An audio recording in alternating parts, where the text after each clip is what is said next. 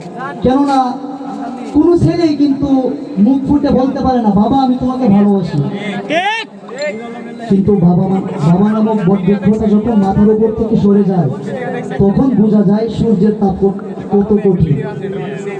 এই জন্য বলা হয় সূর্যের তাপ আর বাবার রাগ উভয়টাই সহ্য করতে শিখেন।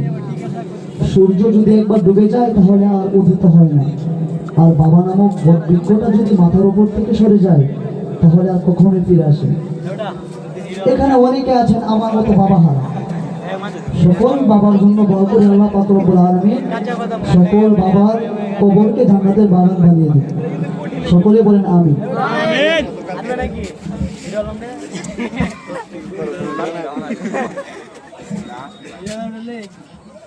বাবা তুমি কেমন আছো ছোট্ট মাটির ঘরে, তোমার কথারই দহি মাঝে পড়ছে বারে বারে। বাবা তুমি কেমন আছো ছোট্ট মাটির ঘরে, তোমার কথারই